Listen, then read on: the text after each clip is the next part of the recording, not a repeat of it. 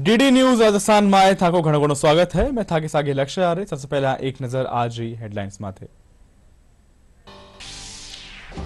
ND गठबंधन प्रत्याशी CP Radhakrishnan वेला देश रा अगला उपराष्ट्रपति पद खातिर हुआ चुनाव में राधाकृष्णन 152 वोट रा अंतर से हुआ निर्वाचित। प्रधानमंत्री, गृहमंत्री और रक्षा मंत्री दी बधाई। विधानसभा में विपक्ष सदन में अतिरिक्त कैमरा लगावा माथे आपत्ति जताता था कर्या हंगामा। कैबिनेट मंत्री जोगाराम पटेल कया गिरदावरी रिपोर्ट आवा माथे दियो जावेलो उचित मुआवजो।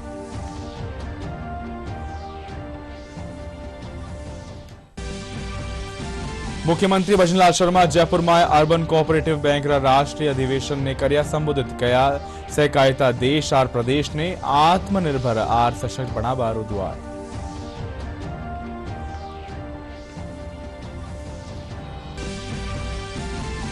केंद्र सरकार कानीसु जीएसटी रिफॉर्म्स ने मंजूरी देवार निर्णय रो जयपुर रा लोग कर्या स्वागत कया दवाइयां सस्ती होबासु लोगा ने मिले लो किफायती और बेहतर इलाज।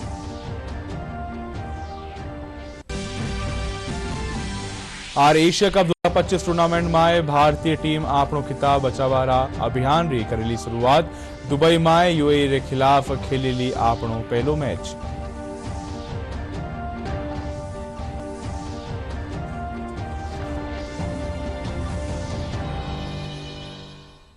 राजस्थानी समाचार में थाको घणो घणो स्वागत है। मैं थाके सागे लक्ष्य आ रहे। समाचार अब विगतवार। एनडीए गठबंधन रा प्रत्याशी सीपी राधाकृष्णन देश रा अगला उपराष्ट्रपति होवेला। उपराष्ट्रपति पद खातिर हुआ चुनाव में राधाकृष्णन 152 वोट रे अंतर सु निर्वाचित हुआ। सीपी राधाकृष्णन ने 452 मत मिले, जबकि इंडी गठबंधन रा प्रत्याशी वी सुदर्शन रेड्डी ने 300 मत प्राप्त हुआ। राधाकृष्णन ने उपराष्ट्रपति निर्वाचित होगा माथे प्रधानमंत्री नरेंद्र मोदी, केंद्रीय गृह मंत्री अमित शाह, रक्षा मंत्री राजनाथ सिंह समेत सगला बधाई दिया।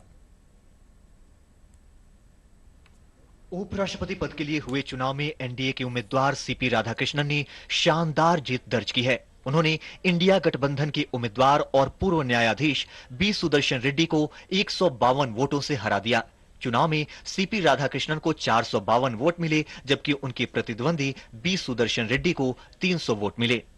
Shri CP Radhakrishnan has secured 452 first preference votes. As the first preference vote secured by Shri C.P. Radhakrishnan was greater than the requisite quota, in pursuance of provisions contained in Section 11 of the Presidential and Vice Presidential Elections Act 1952, 31 of 1952, read with Rule 35 of the Presidential and Vice Presidential Election Rules 1974, I, P.C. Modi, the returning officer for the Vice Presidential Election 2025, hereby declare that Shri C.P. Radhakrishnan, Jal Bhushan, Raj Bhavan, Balkeshwar Road, Malabar Hill, Mumbai, has been duly elected to the office of Vice President of India. The result is being sent to the Election Commission of India and the Ministry of Law and Justice.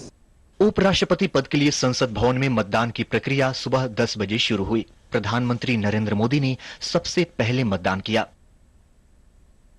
Lok Sabha में नेता प्रतिपक्ष राहुल गांधी, कांग्रेस सांसद सोनिया गांधी और प्रियंका गांधी वाड्रा ने संसद भवन पहुंचकर अपना वोट डाला। इसके अलावा कांग्रेस के राष्ट्रीय अध्यक्ष मल्लिकार्जुन खड़गे और केंद्रीय मंत्री अमित शाह और नितिन गडकरी ने भी उपराष्ट्रपति चुनाव में मतदान किया। राज्यसभा के उपसभापति हरिवंश, रक्षा मंत्री राजनाथ सिंह, पूर्व प्रधानमंत्री एचडी देवेगौड़ा, भाजपा सांसद कंगना रनौत और कांग्रेस सांसद गौरव गोगोई ने संसद भवन पहुंचकर अपना वोट डाला। भाजपा के राष्ट्रीय अध्यक्ष और केंद्रीय मंत्री जेपी नड्डा और सपा सांसद अखिलेश यादव ने भी संसद भवन पहुंचकर अपना वोट डाला। केंद्रीय मंत्री अश्विनी वैष्णव, मनोहर लाल और भाजपा सांसद निशिकांत दुबे ने भी संसद भवन में मतदान किया। इस चुनाव में लोकसभा और राज्यसभा के सांसदों ने हिस्सा लेकर अपने मताधिकार का प्रयोग किया।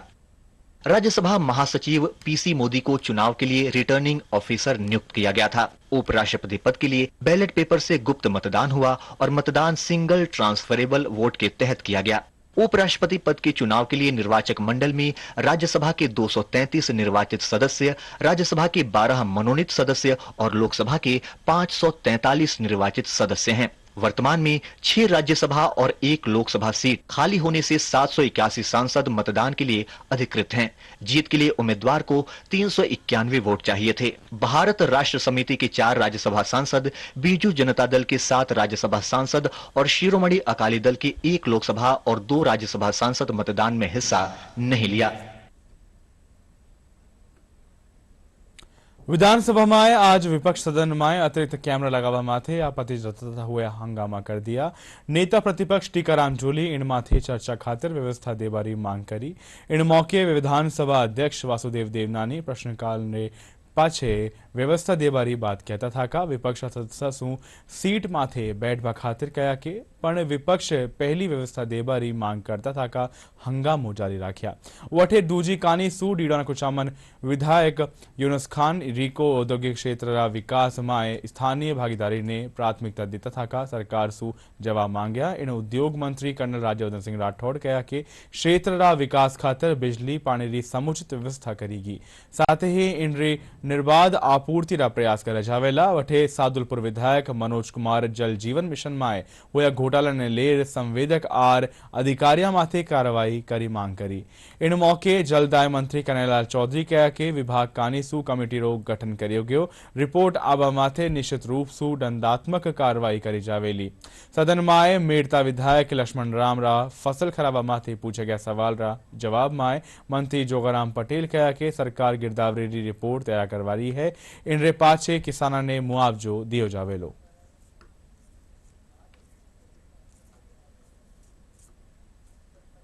वो आसन की व्यवस्था का उल्लंघन कर रहे हैं।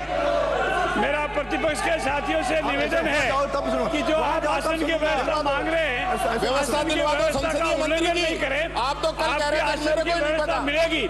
तो मेरा आपसे आग्रह है कि आप राइजिंग राजस्थान में 35 लाख करोड़ का MOU आपने किए हैं और आप लोगों को मौका दे रहे हो, तो अगर स्थानीय लोगों को भी इसमें मौका दे देते हो आप उनको वापस बहाल करने का, तो मतलब उनको मौका मिल जाएगा। 6 महीने में विकसित कर लेंगे।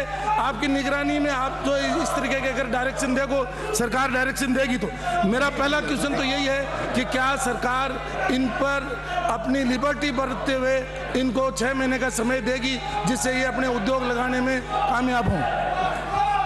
अध्यक्ष महोदय, मैं समझ सकता हूं कि डिडवाना से आने वाले विधायक माननीय यूनुस खान साहब चाहते हैं कि उनके क्षेत्र के अंदर और खास तौर से डिडवाना के रहने वाले जो उद्यमी हैं उनका उद्योग अच्छी तरह से चल पाए। हमारे सामने एक चुनौती रहती है कि बड़े लंबे समय से राजस्थान के अंदर रिको इंडस्ट्रियल एरियाज के अंदर उद्योग इतने नहीं लग रहे जितने रियल एस्टेट के लिए जमीनें लोग लेकर बैठे हुए हैं। इन दोनों को बैलेंस करके हमें चलना है। निश्चित रूप से हमारा लक्ष्य है कि ज्यादा से ज्यादा लोगों को ऐसा मौका मिले जो अपने उद्योग लगा सके। मैं आपकी अनुमति से मंत्री महोदय से जानना चाह रहा हूं कि ये प्रोजेक्ट आपका 6/11/21 को शुरू हुआ था और 5/5/2023 को कंप्लीट होना था। 4 वर्ष से अधिक का समय हो गया और आप इस बुगलिया मेसर्स कंपनी का जो बता रहे हैं 119 करोड़ रुपए में से 50% कार्य नहीं हुआ, 75 करोड़ रुपए का भुगतान आपके AN, JN, एक्शन और एडिशनल चीफ ने कर दिया गया है, जिसमें से मैं मानता हूं कि 30 करोड़ से अधिक का भुगतान फर्जी MB भर के और फर्जी सरपंचों की NOC से किया। क्या माननीय मंत्री महोदय इसकी आप संपूर्ण टेंडर की जांच कराएंगे और जो फर्जी MB और फर्जी डॉक्यूमेंट पेश करके भुगतान उठाया है उसके खिलाफ FIR करने का विचार रखते हैं और इनसे रिकवरी वापस करने का विचार रखते हैं। मुख्यमंत्री भजनलाल शर्मा कहा कि सहकारिता देश आर प्रदेश ने आत्मनिर्भर आर सशक्त बनावा द्वार है। सहकारिता ने आम जन सु जोड़वा खातिर राज्य सरकार प्रतिबद्ध होकर काम कर रही है ताकि लोगों जीवन स्तर में बड़ो बदलाव आवे। आज जयपुर में आयोजित अर्बन कोऑपरेटिव बैंक रा राष्ट्रीय अधिवेशन ने संबोधित करता था का मुख्यमंत्री कहा कि राज्य सरकार सहकारिता ने बढ़ावो देवता था का किसान आर पशुपालका ने आर्थिक रूप से सशक्त बना रही है। तो मैं आज आपके सामने ये भी बताना चाहता हूं कि हमारी सहकार और सहकारिता की शक्ति से राष्ट्र निर्माण की दिशा में पहल का प्रतीक बन रही है। सहकारिता हमारा समृद्धि का रास्ता दिखाता है और ये सहकार भारती के माध्यम से हम हमारे राष्ट्र को किस तरह से मजबूत कर सकते हैं, उस तरह से हमें कदम उठाने का काम करना है। हमारा काम, बैंक का काम तो आगे बढ़ता ही है, लेकिन हमारा उसका इफेक्ट नीचे तक कितना हुआ है। हम उस आवश्यकता वाले को, जिसको आवश्यकता है, उसको हमने कितना ऋण दिया है, हमें यह भी महसूस करना है। और जब वो लोग, आप उनके पास जाओगे तो निश्चित रूप से उनको लाभ मिलेगा और उस लाभ का फायदा ये होगा कि हमारे वो बैंक का परमानेंट सदस्य बनेगा, परमानेंट लेने देने वाला मिलेगा, तो हमारी बैंक भी आगे बढ़ेगी और हमारा काम भी आगे बढ़ेगा। इन मौके मुख्यमंत्री कहा कि विधानसभा में आए पारित राजस्थान विधि विरुद्ध धर्म संपरिवर्तन प्रतिशोध विधेयक 2025 लव जिहाद आर जबरन धर्मांतरण माथे रोक लगेली। इन दौरान सहकारिता मंत्री गौतम कुमार दक भी मौजूद रहा। तुष्टिकरण की नीतियों के कारण प्रदेश में अवैध धर्मांतरण करने वाले गिरोह सक्रिय थे। इस कानून के बनने से उनकी गतिविधियों पर रोक लगेगी। लव जिहाद और जबरन धर्मांतरण प्रदेश के लिए बड़ी समस्या बनता जा रहा था। हम कहते हैं कठोर कानून बनाकर हमने बिल्कुल स्पष्ट संदेश दे दिया है कि ऐसी मानसिकता को अब किसी भी कीमत पर बर्दाश्त नहीं किया जाएगा। कुछ लोग आदिवासी भाई बहनों को बहला फुसलाकर धर्मांतरण की कोशिश कर रहे थे। मेवात के इलाके में तो पिछली सरकार के समय लव जिहाद एक बड़ी समस्या बन गया था, साइबर क्राइम की समस्या उसमें था, पर हमारी सरकार में ये सब नहीं चलेगा। उन कांग्रेस के लोगों को कहना चाहता हूं कि ये चलने वाला नहीं है। जो कोई लोग भी इस तरह की गतिविधियों में शामिल हैं, उन्हें बिल्कुल स्पष्ट कर देना चाहता हूं कि या तो वे अपनी हरकत से बाज आए, नहीं तो जेल की सलाखें उनका इंतजार कर रही है, वो तैयार है। हम किसी भी कीमत पर उनको बख्शने वाले नहीं हैं। हम कैसे देश को मजबूत कर सके, देश के प्रधानमंत्री जी का जो सपना है, उसको हम विकसित भारत का, उसको हम कैसे पूरा कर सके, इसके लिए हम सब मिलकर के प्रयास करें। यहाँ से आप संकल्प लेकर के जाए, 2 दिन आप यहाँ विराजेंगे तो निश्चित रूप से आप यहाँ से एक नई ऊर्जा लेकर के जाएंगे, ऐसा मुझे पूरा विश्वास है। यहाँ सभी जो सत्र रहते हैं उसमें आप पूरे उपस्थित रह करके हर एक जो सत्र है उसमें कहीं न कहीं आप जब आएंगे तो कुछ न कुछ हर सत्र में कुछ नया सीखने को मिलेगा। तो निश्चित रूप से एक नई ऊर्जा के साथ यहाँ से आप जाए। प्रदेश में पुलिस अपराधा ने दर्ज करवारी पारदर्शिता, निष्पक्ष और फ्री रजिस्ट्रेशन नीति सु समग्र अपराधा में लगातार गिरावट आ रही है। पुलिस मुख्यालय री अपराध शाखा सु प्राप्त आंकड़ा रे मुजब लालरा 2 साल रे दौरान अपराधा में 19.45% री कमी आई है। वठे इनमें इस्तिगासा री दर्ज प्रकरण में भी 9.67% री गिरावट दर्ज करेगी। अगस्त 2024 में 16,927 मुकदमा दर्ज किया गया। वठे ही इन साल अगस्त ताईं 15,470 मुकदमा दर्ज करे गया। सीकर्रा बेरी गांव में आयोजित पशु मेला में कई जिला पशुपालक अलग अलग नस्ल पशुओं ने लेर पहुंच रहा है। मेला में 30 दिन मुर्रा नस्ल रो भैंसा पशुपालकों के बीच आकर्षण रो केंद्र रहा। मेला में कई प्रतियोगिता भी आयोजित करी जा रही है।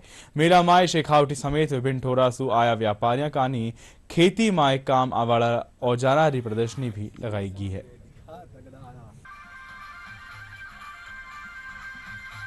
ये जोधपुर का, राजस्थान में जोधपुर भीमबुल है, उसका तो बेटा है। इसका नाम हमने सिंघम रखा है। 34 महीने का है। इसकी लंबाई 10.5 फुट लंबाई है, 5 फुट 3 इंच इसकी हाइट है। और इसका मदर मिल्क यार्ड है 24 लीटर 200 ग्राम। पशु मेला है वो सीकर जिले का पहला पशु मेला है जो 8 सितंबर 2025 से 13 सितंबर तक चले 6 दिवसीय पशु मेला है। आज इसका दूसरा दिन है और इसमें बहुत दूर दराज से, जयपुर से, अलवर से, जोधपुर से, इधर झुंझुनू से, बीकानेर से, चूरू से, जैसलमेर से बहुत दूर दराज से पशुपालक आए हैं। और पशु मेला है लेकिन आप देख पा रहे हैं कि लोगों की जो उमड़ती भीड़ है वो ये बताती है कि इस पशु मेले में कुछ अलग मिलेगा। यहाँ जैसे अभी आपने थोड़ी देर पहले देखा कि मुर्रा नस्ल का जो भैंसा है उसके साथ साथ यहाँ बहुत अच्छी और डांस करने वाली घोड़ियाँ भी आई हैं। वहाँ पर बैरी गांव में पशु मेला, इसके मान भैंसों भी है, ऊँट भी है, ऊँटनी भी हैं, दुकानें भी हैं, हर चीज़ की सुविधा है, लाइट की, कुछ भी, कोई खाने पीने की और पानी व्यवस्था की, सब कुछ। जानवर बढ़िया आ रहे हैं, पशु मेलों में बढ़िया व्यवस्था चौकी है, जानवर भी काल से चालू है मेला में, और जानवर बढ़िया ही चौको है, बिक्रो भी उसी, व्यापारी भी आ रहे हैं, पशु ही खूब आ रहे हैं। केंद्र सरकार કાનીસુ સ્વાસ્થ્ય સેવાને સસ્તી આર સબ ખાતર સુલભ બનાવવાનો ઉદ્દેશ્ય સુ મેડિકલ ઉપકરણ દવાયા આર बीमा माथे जीएसटी कम करेगी है। इनसु लोगों ने सस्तो और किफायती इलाज मुहैया हो सकेलो। जयपुर माए लोग इनरो स्वागत करता था का कहा कि चिकित्सा सुविधा माए इजाफो वेलो।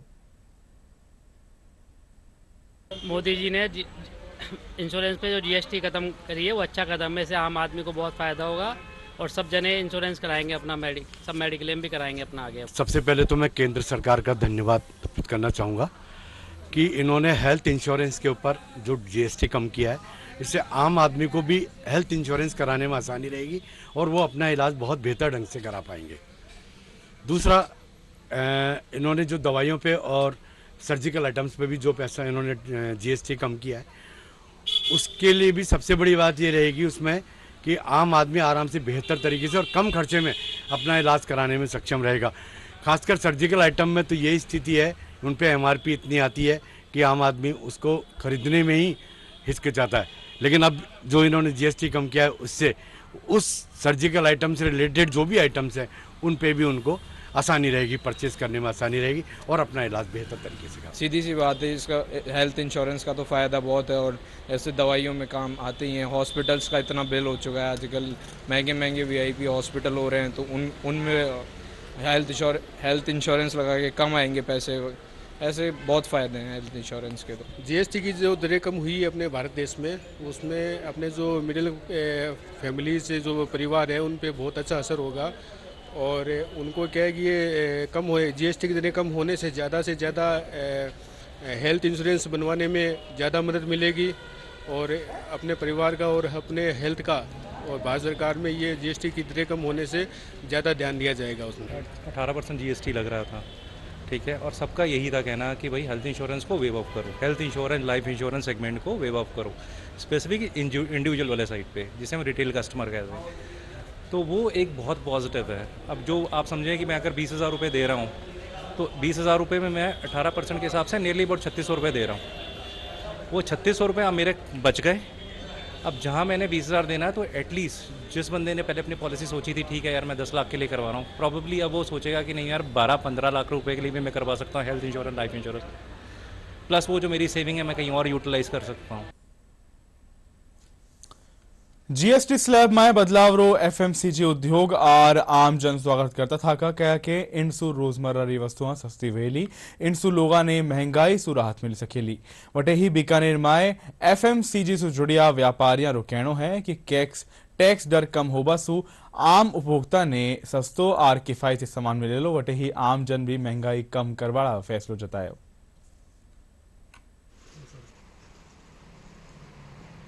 इससे हमें ये फ़ायदा मिल रहा है कि जो गवर्नमेंट ने छोटी छोटी स्कीम्स चलाई थी मोदी सरकार ने, उससे छोटे व्यापारियों को काफ़ी अच्छा बेनिफिट होगा। जीएसटी की रेटें कम होगी तो अब छोटे व्यापारी अपना काम इजीली कर पाएंगे और इससे उनको बहुत अधिक बेनिफिट होगा। अच्छा, ये स्टार्टअप्स के लिए ही एक बहुत अच्छा बेनिफिट है क्योंकि हाई रेट जीएसटी में एक छोटा व्यापारी है उसको बहुत ज़्यादा बर्डन मिल रहा था, अब उसको 5% स्लैब में आने के बाद इतना बर्डन नहीं मिलेगा। बेसिकली मैं एक स्मॉल स्केल बिजनेस ओनर हूँ एंड हमें गवर्नमेंट की तरफ से अप्रूवल है कि लाइक 40 लाख तक के टर्नओवर पर जीएसटी की हमें रिक्वायरमेंट नहीं है, लेकिन ये रहता है कि हमें जो भी रॉ मटेरियल या थर्ड पार्टी मैन्युफैक्चरिंग करवानी है तो उसमें हमें जो भी प्रोडक्ट लेने हैं तो वो जीएसटी लग के आते हैं। तो इससे क्या एंड कस्टमर तक हमें जो भी प्रोडक्ट प्रोवाइड कराने हैं तो उनके लिए वो कॉस्ट बढ़ जाती है। तो हम ये देख रहे हैं कि शायद इस चेंजेस से जो ग्राउंड रियलिटी आ रही है अब, तो कुछ इम्पैक्ट लास्ट एंड कस्टमर तक पड़ेगा। गवर्नमेंट ने जो डिसीजन लिया है जयपुर स्थापित MNIT माए इन दिना आर्टिफिशियल डेटा इंजीनियरिंग डिपार्टमेंट विद्यार्थियों खातिर आकर्षण रो केंद्र बने हुए है। डेटा साइंस की तुलना में अब छात्र डेटा इंजीनियरिंग ने प्राथमिकता दे रहा है। संस्थान अत्याधुनिक तकनीका माथे आधारित विशेष पाठ्यक्रम तैयार करया है। इनमाय व्यवहारिक अनुभव और मजबूत सैद्धांतिक आधार रो समन्वय करियो गयो है। MNIT रा निदेशक प्रोफेसर NP पाड़ी बताया कि आर्टिफिशियल डेटा इंजीनियरिंग सु स्नातक छात्र उद्योग जगत री नवीनतम प्रगति सु अच्छी तरह परिचित हो सकेला। MNIT जयपुर में पहले जो हमारा एक डिपार्टमेंट होता था, साइंस और इंजीनियरिंग क्लासिकल डिपार्टमेंट होता था, आज की डेट में एक नया डिपार्टमेंट हमने ओपन किए हैं 2 साल पहले। उसका नाम है department of artificial and data engineering. So artificial intelligence and data engineering is one of the very rare department actually in this country, क्योंकि सब जगह artificial intelligence and data science available है, लेकिन हमने उसको data engineering, being a engineering institution, हमने data engineering ऊपर ज़्यादा ध्यान दिए। दूसरा एक्चुअली इंस्टीट्यूट की सबसे बड़ा अचीवमेंट जो है आज की डेट में कि नॉर्मली एक अंडर ग्रेजुएट कोर्सेज में 40 लेक्चर जो है वो अध्यापक एक्चुअली क्लास में लेते हैं, लेकिन वो 40 की 40 एक्चुअली MNIT जयपुर की अध्यापक और प्रोफेसर उसको हैंडल करते हैं। लेकिन इस बार मतलब करीब 1-2 साल से हम लोग actually 10% of the regular classes, मतलब 40 से 4 लेक्चर जो कि इंडस्ट्री एक्सपर्ट से एक्चुअली बच्चे को पढ़ा जा रहा है। तो MNIT जयपुर की जो क्लासेस है they are not only conducted by the regular professors but also by 4 industry experts. इससे क्या होगा कि हमारे बच्चे जब इंडस्ट्री जाएंगे they are not fully but at least for some extent they are actually industry ready, और जो इंडस्ट्री की जो रिक्वायरमेंट और एक्सपीरियंस वो हम क्लासरूम को लाने के लिए कोशिश किए। सो MNIT जयपुर आज की डेट पे इंडस्ट्री एक्सपर्ट्स को MNIT जयपुर की क्लास के अंदर टीचिंग फॉर्म और इंडस्ट्रियल इंटरेक्शन फॉर्म में एक कोहेसिव अप्रोच बनाया है, जहाँ पे बच्चे टीचर के साथ साथ इंडस्ट्री एक्सपर्ट से भी ज्ञान प्राप्त कर रहे हैं। धौलपुर में Rajasthan forestry and biodiversity development project के तहत मृदा एवं जल संरक्षण विषय माथे कार्यशाला आयोजित करी जा रही है। 3 दिवसीय कार्यशाला में विशेषज्ञ कानी सु वन विभाग और कर्मचारी रेंजर ने मृदा और जल संरक्षण रो प्रायोगिक और तकनीकी प्रशिक्षण दियो जा रही है।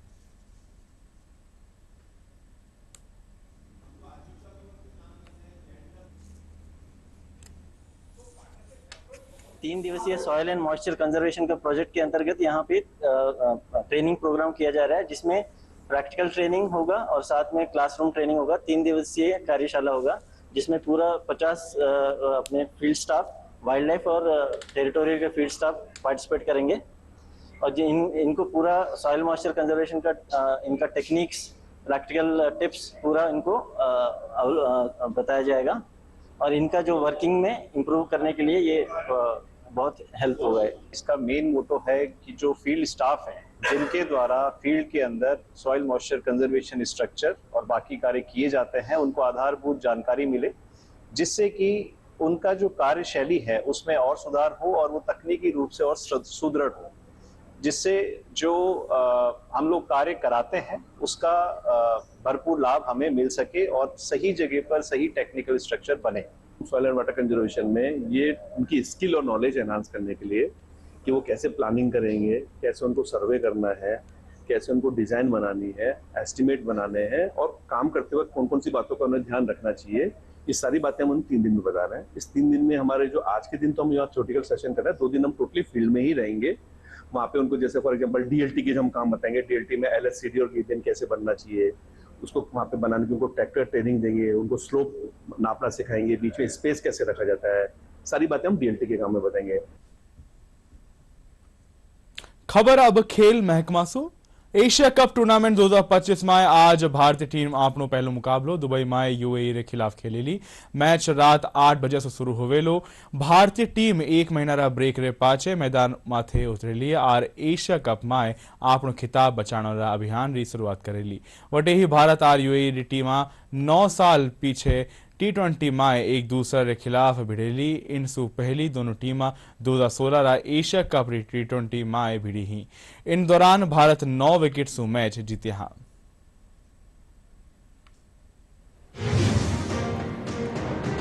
इस बार का एशिया कप T20 फॉर्मेट में खेला जा रहा है। इससे पहले भी 2 बार ये टूर्नामेंट T20 फॉर्मेट में खेला गया है। दरअसल जिस भी फॉर्मेट का वर्ल्ड कप अगली बार होना होता है, उसी फॉर्मेट पर एशिया कप होता है। अगले साल यानी 2026 में T20 वर्ल्ड कप होगा, इसलिए एशिया कप भी T20 फॉर्मेट में हो रहा है। इस बार प्रतियोगिता में 8 टीम हिस्सा ले रही हैं। 2023 के संस्करण में सिर्फ 6 टीम उतरी थी। भारत, अफगानिस्तान, पाकिस्तान, श्रीलंका, बांग्लादेश, ओमान, हांगकांग और यूएई के बीच क्रिकेट प्रेमियों को रोमांचक मुकाबले देखने को मिलेंगे। 8 टीमों को 4-4 के 2 ग्रुप में बांटा गया है। ग्रुप ए में भारत, पाकिस्तान, यूएई और ओमान को रखा गया है। वहीं ग्रुप बी में श्रीलंका, बांग्लादेश, अफगानिस्तान और हांगकांग को रखा गया है। प्रत्येक ग्रुप से शीर्ष 2 टीम सुपर 4 के लिए क्वालिफाई करेंगी, जहां वे सभी एक दूसरे से खेलेंगी। सुपर 4 से शीर्ष 2 टीम फाइनल के लिए क्वालिफाई करेंगी। हर बार की तरह इस बार भी भारत और पाकिस्तान हॉट फेवरेट मानी जा रही हैं। दोनों टीमों को एक ही ग्रुप में रखा गया है। एशिया कप में भारत अपना पहला मुकाबला 10 सितंबर को यूएई से, जबकि पाकिस्तान 12 सितंबर को ओमान से खेलेगा। हालांकि क्रिकेट प्रेमियों को भारत पाकिस्तान महामुकाबले का इंतजार है, जो 14 सितंबर को होना है। इस बार एशिया कप में भारत और पाकिस्तान एक बार नहीं बल्कि 3-3 बार भिड़ सकती हैं।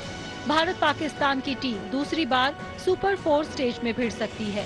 अगर कोई उलटफेर नहीं हुआ तो अपने ग्रुप से दोनों सुपर 4 के लिए आसानी से क्वालिफाई कर जाएंगी और सुपर 4 में दोबारा 21 सितंबर को भारत पाकिस्तान महामुकाबला हो सकता है।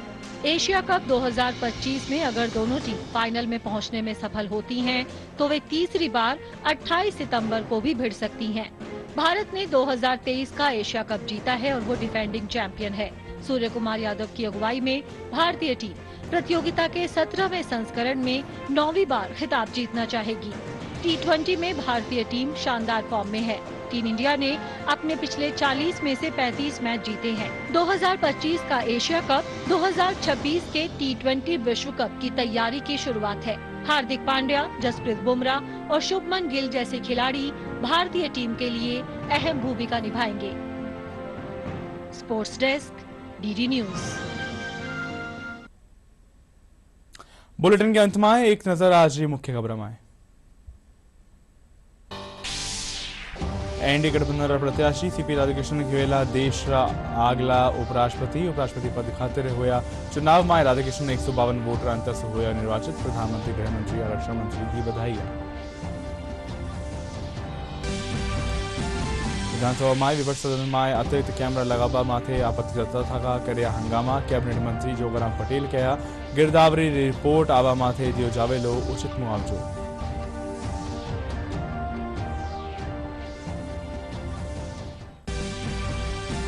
मुख्यमंत्री भजनलाल शर्मा जयपुर में अर्बन कोऑपरेटिव बैंक राष्ट्रीय अधिवेशन ने कर्या संबोधित किया। सहकारिता देश और प्रदेश ने आत्मनिर्भर और सशक्त बनावा रजूआत।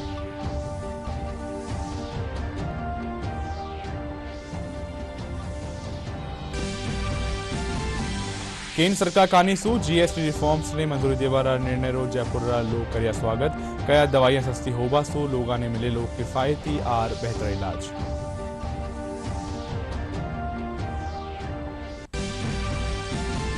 और एशिया कप 2025 टूर्नामेंट में भारतीय टीम आपनो खिताब बचावारा अभियान री करेली शुरुआत। दुबई में यूएई के खिलाफ खेलेली आपनो पहलो मैच।